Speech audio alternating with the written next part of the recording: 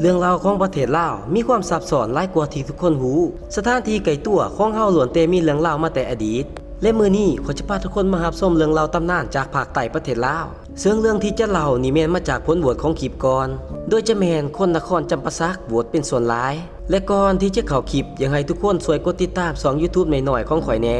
พร้อมคอมเมนต์แสดงตัวว่าเป็นคนมาแต่แขวงใดเช่นเคยเปิดคลิปมาขอจะพาทุกคนรู้จักครัวมิตรภาพลาวไทยตั้งอยู่เมืองปากเซนครจำปาสักนั่นเองโดยเริ่มก่อสร้างขึ้นมาในปี 1998 และเปิดโต้รับใช้ผู้คนอย่างเป็นทางการในปี 2000ชาวปากเซก็ต่างสัญจรข้ามไปมาโดยบ่มีปัญหาหยังฮอดปัจจุบันคนต่างแขวงหรือต่างประเทศอาจบ่ฮู้ถึงเรื่องราวที่เสื่องไว้ที่แห่งนี้ซึ่งก็ถือได้ว่าเป็นสถานที่สุดหลอนของชาวบ้านอาศัยใกล้เคียงก็ว่าได้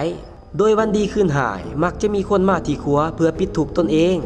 โดยวิธีการโดดลงครัวที่สูงจากหน้าน้ำถึง15 เมตรให้ทุกคนคิดเองว่าเวลาโดดลงมาโดยความหนักของตัวเฮาพร้อมกระทบกับแม่น้ำของที่กำลังไหลอย่างเกี่ยวกาดพวกเฮาอาจจะหมดสติตั้งแต่ตอนโดดและจมน้ำโดยบ่รู้ตัวในที่สุดเวลาผ่านไปหลายปีก็ยังมีจำนวนผู้โดดครัวขึ้นตลอดจนชาวจำปาสักส่วนหนึ่งเอิ้นครัวนี้ว่าครัวหลอนตัวต่อตัวแทนโดยแต่ก่อนก็เป็นเพียงครัวมิตรภาพธรรมดาจนในที่สุดก็มีจุดเริ่มต้นมาจากหมอลำชื่อดังของประเทศลาวชื่อว่านางหมอลำอินแตงโดยต้นเหตุของการคิดสรรของลาวแม้มาจากความเครียดส่วนตัวทางการเงินเวียงงานและอนาคตทางครอบครัวหลายเรื่องร่วมเข้ามาพร้อมกันจนเฮ็ดให้ลาวกลายเป็นโรคซึมเศร้าในที่สุดและเรื่องที่ชาวจำปาสักบ่คาดคิดก็เกิดขึ้น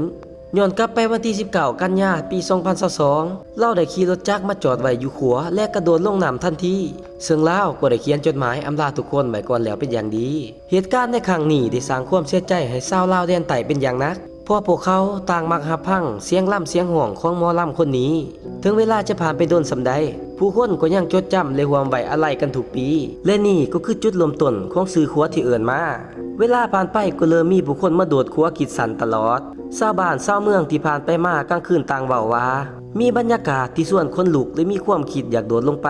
บางคนก็ว่าเห็นคนสุดขาวย่างตามขัวพร้อมกกมือส่วนโดดลงไปพร้อมกันเหตุการณ์แบบนี้เกิดขึ้นซ้ำแล้วซ้ำอีกจนทางนครจำปาสักได้จัดสรรครูบาเฮ็ดพิธีปัดเป่าสิ่งบ่ดีออกจากขัวบ่ให้มารบกวนหรือเอาตัวต่อตัวแทนกับผู้อื่นอีกแต่ถึงอย่างนั้นในปี 2025 นี้ก็ยังมีผู้ที่พยายามโดดขัวแต่บ่สำเร็จบางคนได้รับการปฐมพยาบาลไว้ทันบางคนก็ถูกจับตัวไว้ก่อนจะโดดจบไปแล้วกับคลิปเรื่องราวจากแดนใต้จำปาสักหากใครมีเรื่องราวอยากบอกต่อสามารถเม้นไว้ลุมคลิปและขอจะคัดจรและทักหาส่วนตัวเพื่อหาข้อมูลเติมอีกแล้วพบกันคลิปหน้า